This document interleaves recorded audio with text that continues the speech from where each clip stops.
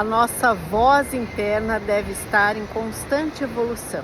Oi, eu sou a Cláudia Cotes, terapeuta da fala, e este é o 6º e último episódio da 10ª temporada do Pode Valorizar. Junto comigo, a cantora e pesquisadora Josane Pimenta e o musicista Carlos Nascimento. Como eu cuido da minha voz? Cuidando da minha voz interna. Quando eu estudava piano, a professora falava, conserta esse dedo aí, vai, o dedo de lado errado, você conserta e vai. Violino, abaixa esse cotovelo, olha a lei da gravidade, esse dedo de lado tá errado. Beleza, agora quando eu comecei a estudar canto, e eu comecei tardio, já tinha 37 anos. Quando eu fazia alguma coisa errada, quando o professor falava, tá errado, nossa mãe, alguma coisa acontecia, né? Depois com os estudos eu fui aprendendo que a voz é a impressão digital da alma. Então, quando você está ansioso, alguma situação difícil, a primeira coisa que fica embargada é a voz. Então, eu percebi que para você interpretar bem uma música, você tem que cuidar muito bem da sua voz interna. Porque é a comunicação, é o que você tem lá. A técnica ajuda, claro, saber colocar, o estudo, mas isso é ínfimo diante da sua história, da história que você tem que contar. Eu uso um jargão nas minhas palestras, que é assim, existe aqueles que cantam para mostrar a voz maravilhosa que tem. E às vezes são pessoas que a voz é impressionante, e esses impressionam. Mas existe aquele que canta para mostrar uma verdade. E esses emocionam, mesmo que não tenha a voz tão preparada. Então, quando eu aprendi isso, o meu canto ficou diferente. Meu canto mudou porque é o que a Josane falou. Eu vi a fase dela antes e a depois, né? A libertação. E é uma libertação que tem que acontecer todo dia, né? Porque como o filósofo Lulu Santos cantou, né? Nada do que foi será de novo do jeito que foi um dia. Tudo muda o tempo todo. Tudo que se vê não é igual. Tudo que se vê não é igual ao que a gente viu há um segundo. Já mudou. A gente entrou nesse podcast aqui, a gente já mudou. A gente muda tudo o tempo todo. Se a gente entende isso, isso é um cuidado com a sua voz interna. Isso é um cuidado com o seu ser, com a sua existência. Se isso está sendo revolvido em movimento e constante crescimento, aí você consegue cantar. E no meu trabalho de mestrado, eu fui meio biruta, porque existe aquele que canta samba, existe aquele que canta teatro musical, existe aquele que canta ópera, existe aquele maluco que transita por esses mundos, né? E eu era esse maluco, só que eu fazia escondido, debaixo do chuveiro. Aí quando eu vi que isso realmente poderia acontecer, por quê? Quando você está no ramo erudito, só pode cantar música erudita, porque se cantar música popular vai atrapalhar a sua voz. E o pessoal da música popular, ai que saco, essas coisas de ló, ló, ló, ló, ló. É uma rixa, é uma coisa assim. Você tem que cantar se você se sente bem cantando. Se eu quero cantar uma música francesa, La lune blanche luit dans les bois de chaque branche. Par une voix sous la ramie, ô bien-aimé. Essa música me faz tão bem, tão bem, tão bem, que é totalmente quando eu vou cantar um Schumann, Widmung. Du meine Seele, du mein Herz, du meine Wohn, oh du mein Schmerz. Eu tô entrando em contato com a antropologia alemã, sabe? Não tem nada a ver com a francesa. Agora, quando eu tô aqui, olha que coisa mais linda, mais cheia de graça, ela menina... Sabe? Vem uma brasilidade. Quando eu tô cantando teatro musical, this is the moment, até o vibrato muda. Nossa, This is the day. E uma coisa que me marcou, que me deu força para trilhar esse caminho, trazer esse assunto polêmico para a academia, foi a Martha Hare. Para eu entrar para o mestrado, eu cantei de samba a ópera. Terminei, eu estava cantando Il mio tesouro, de Mozart, e terminei com teatro musical. My mother bought it second hand from a silent movie star. It was out of tune, but still I learned to play. Com essa vozinha. A Martha Hare na prova, ela tava meio assim, meio querendo não olhar, assim. Aí eu cantando a música, me ferrei. Porque eu tô cantando Ela era norte-americana, nascida em Michigan, ela entende teatro musical. cantei ópera, samba, tá bom. Por que eu fui cantar? E eu cantando e pensando, né? Você é um idiota, por que você fez isso? Olha. Mas cantei fingindo que nada estava acontecendo. Fui para casa. No dia seguinte ela me liga, você tirou 10 no seu prova de canto no mestrado, pode ser que você consiga entrar. Eu falei, mas Marta, pensei que você não gostasse. Aquela hora que eu cantei a música do teatro musical, você parece que não queria ir lá. Aí ela falou assim, eu tava escondendo meus lágrimas, seu desgraçado. Que graça. Aí a gente conversou sobre isso. Ela falou, imagina uma cantora. Ela falou o nome da cantora, eu quase que falei, mas não vou falar aqui no podcast, né? Ela é norte-americana cantando Azulão. Ela não conseguia, mas você conseguiu. Eu quero que você fale sobre isso. Aquilo para mim foi, nossa, a Marta Ré. Então isso existe. Eu posso atravessar fronteiras que me interessam. Eu posso ir para aquela fronteira, para aquela outra antropologia. Eu posso, porque eu gosto tanto. Aquilo respaldou muito esse crossover, que é quando você transita de um mundo para outro, de um estilo para outro. Aí a liberdade veio. Uhum. Eu canto samba do meu jeito, só canto samba, eu canto MPB, exato, né? No seu álbum tem um sambinha lindo, ela canta magistralmente um sambinha, né? E assim que eu cuido da minha voz, sendo eu, Carlos Eduardo do Nascimento, que cresce a cada dia, e volto na música que deu início aqui, eu, caçador de mim. Eu acho que essa música eu usaria para incentivar as pessoas. Por tanto amor, por tanta emoção, a vida me fez assim, doce ou atroz, manso ou feroz, eu, caçador de mim, preso a canções, entregue a paixões que nunca tiveram fim. Vou me encontrar longe do meu lugar, eu, caçador de mim. Eu sou um eterno caçador de mim. Incentivo todo mundo a se caçar. E você sabe, Carlos, que você falando, eu tô aqui pensando nessa nova geração que vem, né? Nossa geração é agora a geração que dá aula para essa geração que está chegando. E que bom que a gente tem uma visão diferente, essas visões da pedagogia vocal, não só da pedagogia vocal, mas de tudo no mundo. Que bom que está melhorando, porque hoje em dia a gente recebe esses alunos com um outro olhar, né? Com um olhar de respeito e com o que a gente aprendeu também dos nossos mestres, né? Que às vezes o mais importante, ou talvez eu possa até dizer que o mais importante é a música.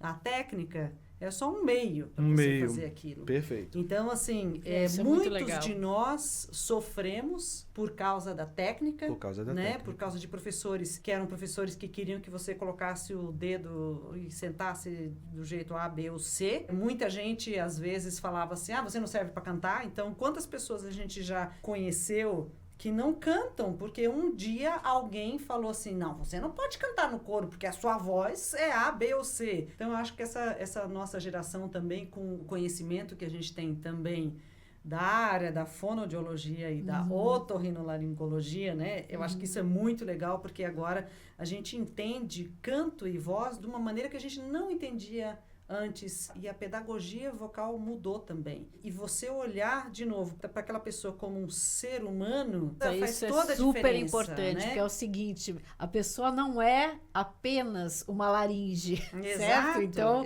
como é que eu vejo isso e como os ajustes de voz têm a ver com essa personalidade, com esse momento, com essa necessidade de fala? E até para a escolha de repertório, eu gosto muito de perguntar para a pessoa o que você quer cantar, do jeito que você falou assim, o que a gente gosta de cantar. A identidade musical dela. Exato, a identidade. Porque, claro, quando você está na academia, você tem que dar aula na universidade, você tem que cumprir um repertório lá. Mas, quando você está fora da academia, você pode deixar a pessoa escolher. Então, eu acho que isso faz toda a diferença, porque precisa ter essa conexão, como a gente sente a conexão do Caçador de Mim quando você canta, porque você se apropriou daquelas palavras e daquele significado. Aí a sua voz vai. Mas se essa pessoa não tem relação nenhuma com o francês, ou com o alemão, ou com o inglês, aquilo não diz nada para ela, como é que você vai chegar naquela verdade da pessoa? Então, você como professor, como líder daquele movimento, daquela aula, você precisa achar o caminho para fazer com que aquela pessoa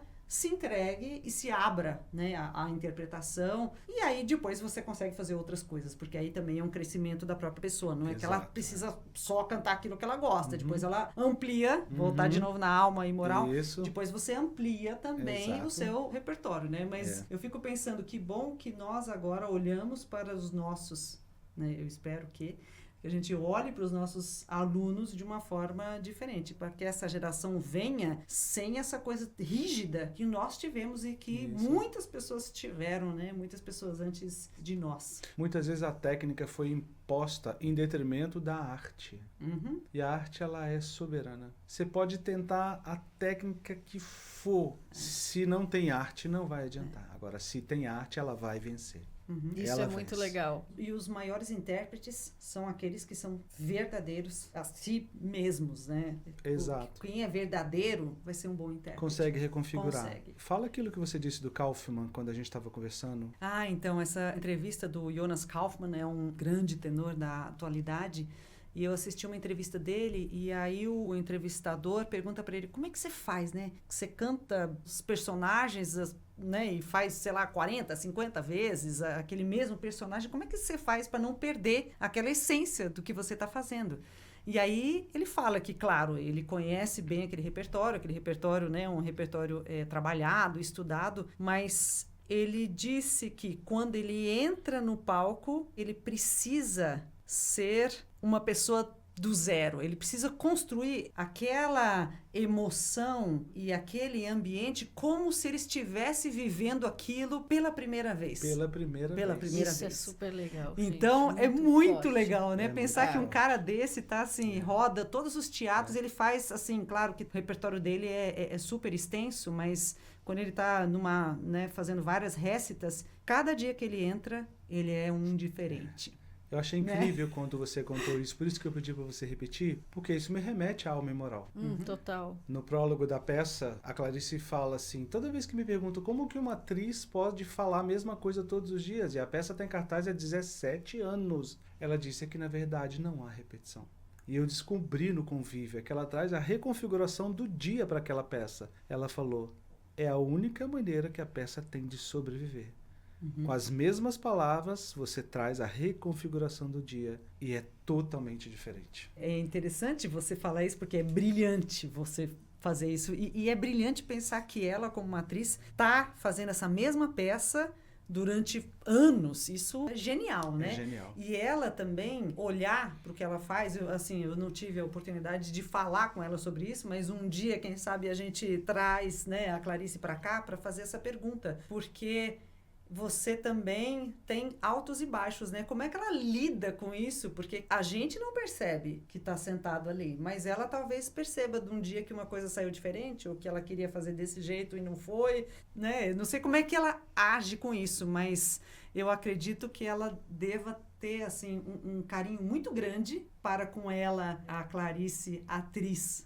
Porque muitas coisas acontecem, muitas né? coisas. Quando a gente está lá no palco. Mas E você tem que aceitar aquilo, porque esse é o seu eu de hoje. Exatamente, de hoje. de hoje. Mas aí entra a alta performance. Veja que incrível o quanto que ela tá ali no treino, no momento presente, sempre cuidando de si, da própria voz e tudo mais, ao ponto dela conseguir interpretar. Você que está assistindo fala, gente, a mulher é fantástica durante 17 anos, mas ela sabe, aquele dia eu não fui tão bem. Entende?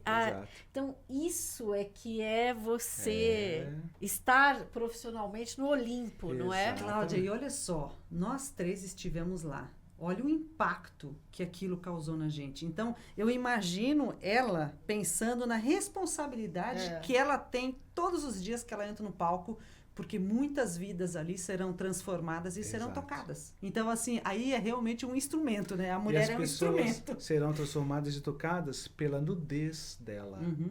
E não é só a nudez corpórea. É a nudez de vida, de alma. Muitas vezes eu vi ela fazendo coisa. Nossa, isso é incrível, vamos postar isso, ou faz isso na peça. Não.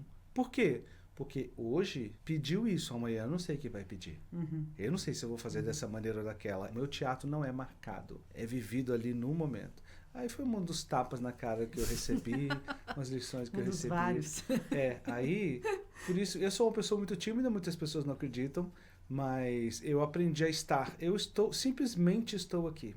E essa é a nossa responsabilidade. E a mesma coisa que acontece com ela também está acontecendo aqui. Exato. Porque a gente não tem noção quantas pessoas, quais pessoas vão ouvir esse podcast. Exato. Então, assim, a gente espera do fundo do coração que haja uma transformação, porque a comunicação é isso. A gente está aqui a serviço da comunicação. Isso eu acredito que é o que existe de mais forte. Exato. E que acabou unindo nós três nesse momento. Exatamente. Estamos aqui desnudados, colocando a nossa alma e moral para fora. Como disse o Leandro Carnal para a própria Clarice, ele disse assim: Clarice, nossas almas e morais se encontraram.